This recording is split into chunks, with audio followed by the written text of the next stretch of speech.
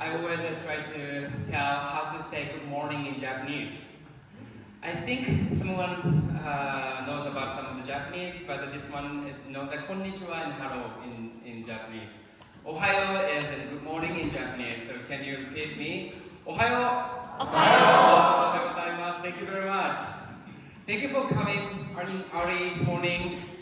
Although you guys maybe had like a speed dating, it should be so exciting, but you guys could come here and really appreciated that. Also, last night we had a Japan night, and we had almost 90 people join that. It was amazing, and many people told us that we actually cooked it by ourselves, and they really love it. And some people said like that was the best meals ever in Bansko. So I'm really appreciative for that too. And today I would like to talk about a kind of the tips before you come to Japan, because Japan and the Western country has kind of the differences in communication. So I'd like to talk about the kind of the communication gap today. Before that, I would like to introduce myself. My name is Ryo Osera, and I'm kind of in like marketing industry for like almost 20 years, and my like kind of strange background was on the second line. Like 3 years working for the Prime Minister's office in Japan as a like social director. So I shoot the video and I took the photo for the Trump and the Putin and Xi Jinping and or all of the president, prime minister in the world. So then actually my prime minister took me anywhere, like even on the government flight, like Air Force One or anywhere in the presidential palace, so that I had to be a remote worker. Even on the corridor in the presidential palace, I just edited my movie. This is my beginning, experience to be the digital nomad. Now that I'm just doing the co-founder Colive Fukuoka or teaching to the university students in tourism or something like this, etc. And the other background information about myself is the place where I was born. I was born in Nagasaki. Maybe someone knows about this city, even though this is not a really big city, because that city had the big atomic bomb.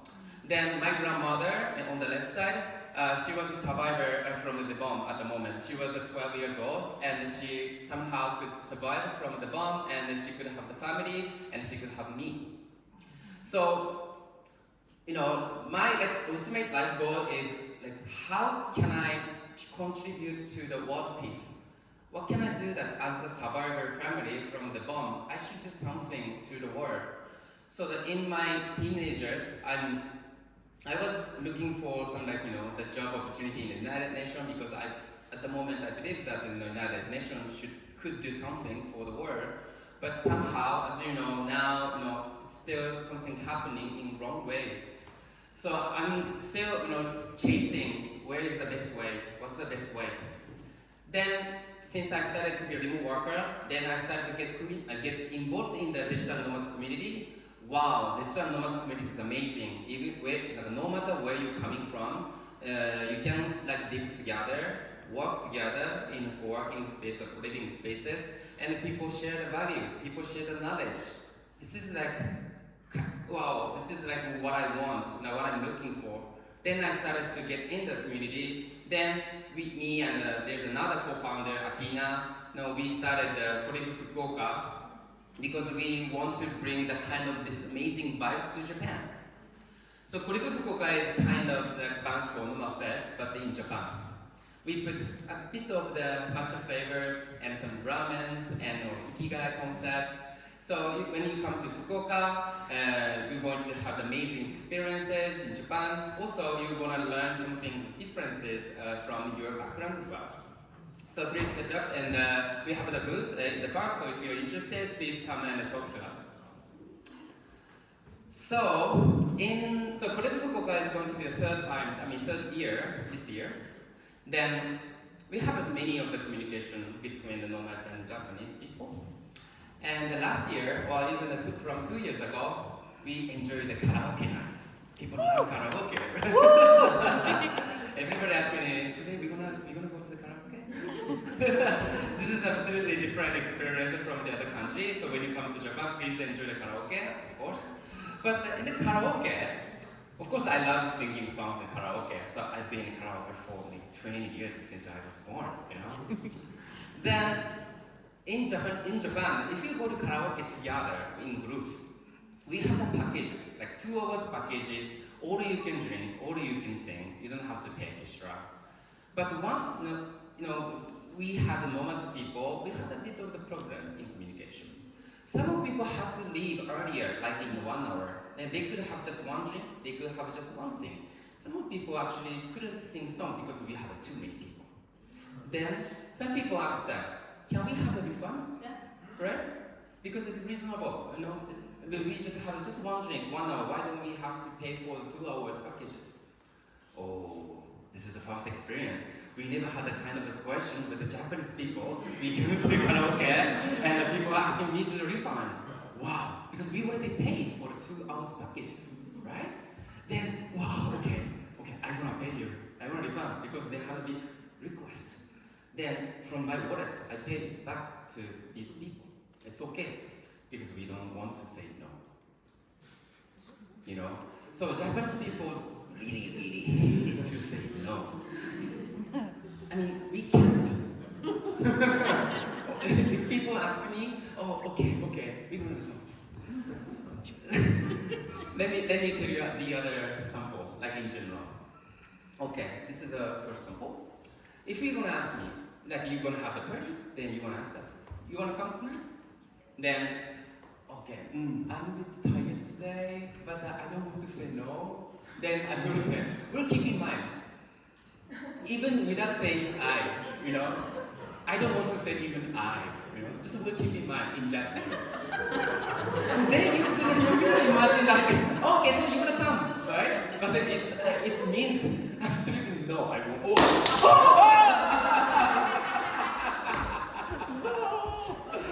Okay. I'm a bit too. Okay, I think it still works. Because I'm a bit excited that you guys are laughing. So it means, try to say no in a polite way.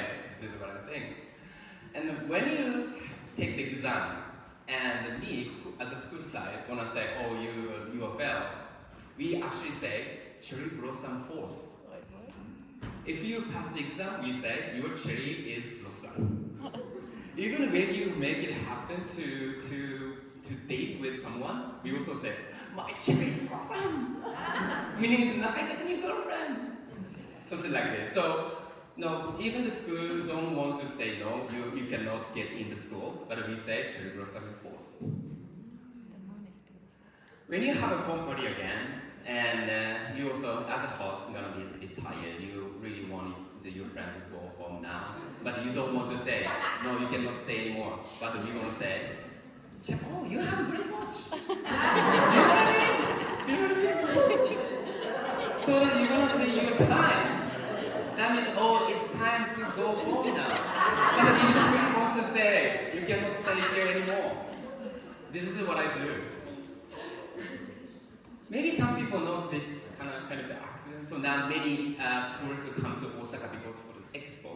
They are not coming only for the expo. That they coming to find some fun. When they open the Tinder, you're gonna see these kind of the faces. It's actually coming from Google, so that I think it's safe still. Because there's no Facebook here, even in Tinder. And many of the guys from foreign countries are so upset. Why they don't even show their faces? How can I choose them, from them? Then some people say like, I'm watching Google Eats because there are many food photos in Tinder. Then can you imagine why they don't want to show their face pic? Because they are afraid of your no more than your yes. They don't want to get any no. And maybe you have to, so you have to bet, okay, she may be good one, she may be cute one, so you're gonna start talking, and you see if you're correct or not. So this is what's happening in Japanese communication. You're absolutely endless in translations, right? I think you also have kind of the same experience if you've been to Japan before. So I'm gonna tell you, this is the text. Why Japanese is the word to say no? I don't think someone knows about him apart from Japanese, but 100% Japanese people knows about him, right? But nobody knows. So he's actually coming from 1400 years ago in Japan, and we don't even know if he really exists or not. He is the guy who created the first constitution in Japan. So we could say he's kind of Jesus Christ in Japan, like in the Buddhism way. Then his constitution was kind of the base of our mindset, like from 1400 years ago. And the constitution on the first, like Article 1, says, no matter how, harmony is to be valued above everything. People may hold different views, but if leaders act with people and the people show mutual respect, then truth will naturally emerge through calm discussion. So we say in Japanese, harmony in Japanese is wa. Wa means like this, wa, like harmony. We can imagine like circle. Maybe some of the people also know this word because you can see in any way, like in all of the like a city, you can see lots of words with this wa. From the right side, so in terms of the meaning of wa, of course it's a harmony, music, wow. Reconciliation, like wakai, that's like in negotiation, like harmony in negotiation. Chowa, balance in like chemical way. Actually, heiwa, the peace, in the community, and blending, maybe like coffee and something, blending. It's wa, right? Harmony in some way, but it means also Japanese cuisine, washoku. Japanese clothing like this, wafuku. Japanese poetry, waka. So it's literally what means not only just harmony, but it's exactly meanings of the Japanese.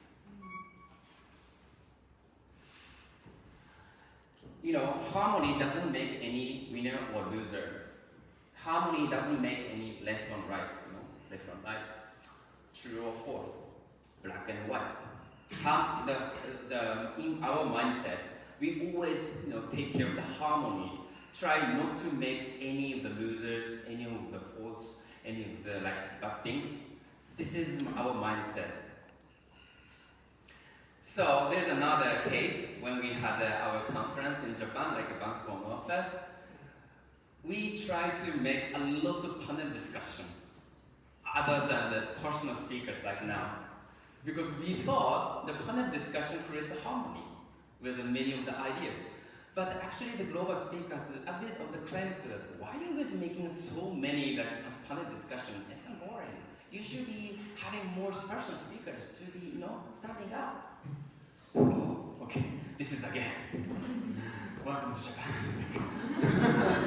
Okay, we should, then this year we learned a lot, so we're gonna have a lot of personal speaker sessions, so if you're interested, you can also apply for us. Plus, we don't really like to have a portrait, so I actually got one, but a bit shame, Then you see now lots of Japanese people love to take a photo with the groups. Yeah, right? Why Japanese people always make big groups and following the same way? This is why, because we love harmony. We think we take care of the harmony, so we don't want to leave anyone else, alone behind you. We try to get everyone. Like a rugby, like swords, and scrum, and we go together. So we love that as well. So this is, the concept of us. Oh, we still have the 10 minutes, and I'm going to finish my slides. So Colive Fukuoka is not just, offering you guys the experience of some of the Japanese experience, but of course that you're gonna feel some of the gap of the communication as well. Then I hope you guys enjoy it. You guys also can ask us because we have a lot of volunteers who could deal with the English communication as well. Then we also love to know the differences because I never know that the kind of karaoke accident or even the conference. We really would like to know the kind of cultural differences. Then if you come to Japan and if you feel something weird or differences, then I really want to know about that too. So please come to Colive Fukuoka in October. This is happening from 1st and 10th, and let's talk something about the cultural gap differences.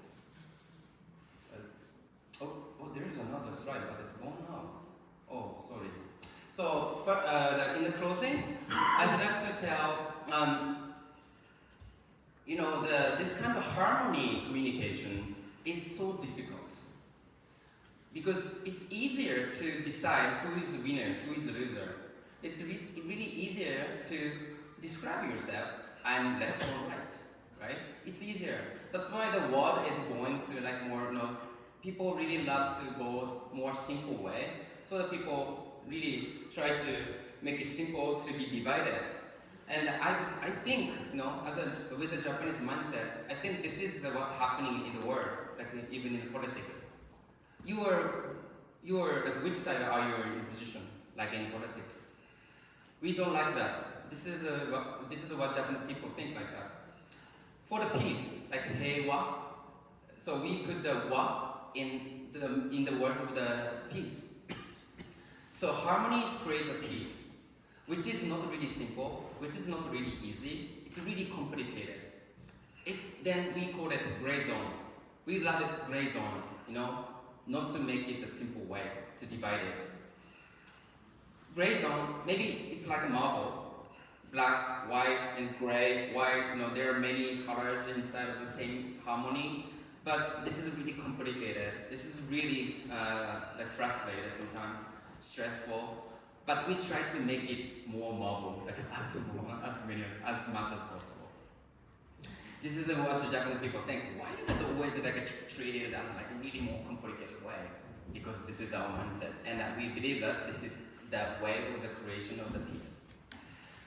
So we now see the peace as the grandkid of the survival of the bomb. Now, I love this kind of model of the harmony, even in the digital nomadism. Where you're coming, no matter where you're coming from, we created a model. We try to keep it this model, which is complicated, which is kind of sometimes stressful, but try to keep it up. This is today's my message. Thank you very much.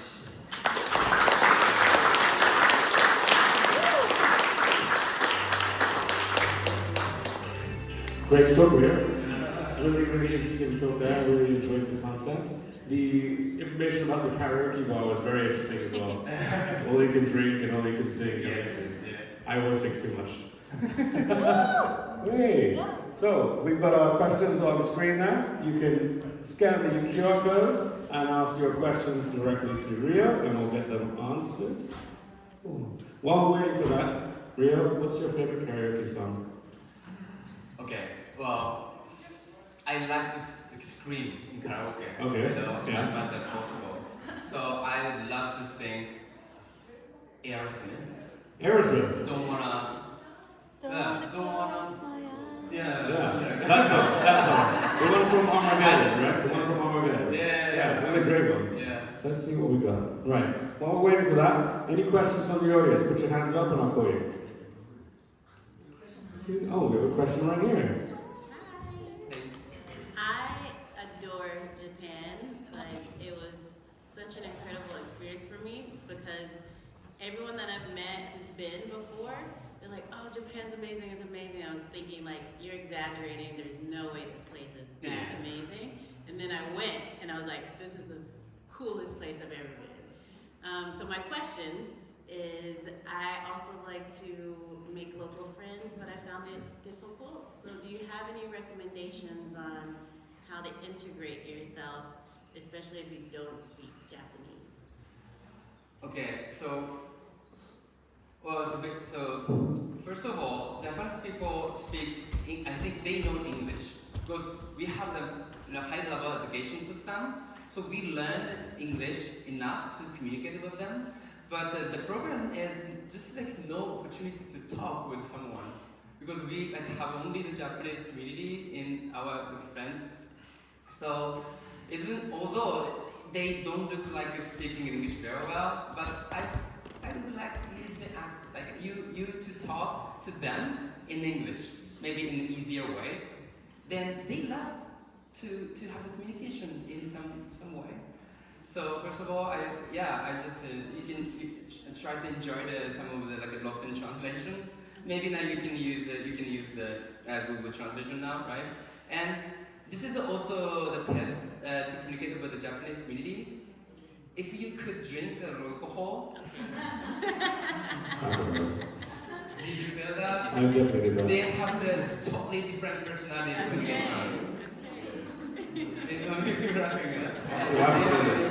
Yeah, absolutely. I think if you just go to where Japanese people are, in the izakaya, go meet them. If you go to language exchanges where they want to get to know you, that's the best way to do it. Yeah. Then Fukuoka still has this like stall culture. You know, there are many pop-up shops serving ramen, sake, something. And then once you go there, like you feeling like it's kind of requirement to talk to the strangers, no matter where you're coming from. This is our like culture and personalities. When you go to stall shop, then you're gonna talk, you're gonna have kanpai with the strangers. This is our culture. That's why I love Fukuoka. This is one of the reasons. People are so open-minded, no matter what kind of the language skill they have. So the stall area in Fukuoka is maybe one of my recommendations to go. Thank you so much. Great suggestion. I need to go there too. We've got some questions on the board now. Let's go for the top one. How do you ask people to leave your house if they're not wearing a watch? Yeah, sure. Okay, I have many ideas actually. Oh, did you say you have something to do in the morning, right? No? Do you remember? Something like this is actually really work. Yeah, that's true. Oh yeah, I have to go. You know, that's kind of how it works. Yeah, there's others, but maybe we can talk later in that conference. Yeah. Nice. Next question. I think we have time for maybe one more here. How to behave when you don't know if a Japanese means yes or no in a work context specifically? Yeah, it's so hard. So that sometimes you had a meeting with the clients and they don't say like yes or no, and then we have another meeting after the meeting. You know? did they say yes or no? We don't know. Did you see that? No. You know, there's another meeting which is taking longer than the meeting sometimes. So it's really complicated. So we're gonna asking you more like slightly like thank you texting an email like thank you for the meeting. So I just would like to make sure that blah blah blah blah if you're saying yes or no. Something like this. And without saying yes or no. Yeah. So we literally enjoying this kind of the communication, you know, that like enjoying the poetic communication in literature. This is also the way. So if you go to Kyoto, like it's really hard. Like if you have some like girlfriend from Kyoto, her parents are going to take you a lot of the kind of communication because they enjoy that and they also testing you if you understand this kind of the beauty of the communication. So you have to be really smart. Yeah. Amazing. I think that's all the time we have for questions. If there are questions you ask, you can ask Ryo directly when he's off stage. Also, I think the rest of the Colive Fukuoka team is here too, so I'm sure you can ask them as well. Yeah. So once again, thank you to Ryo. Thank you very much.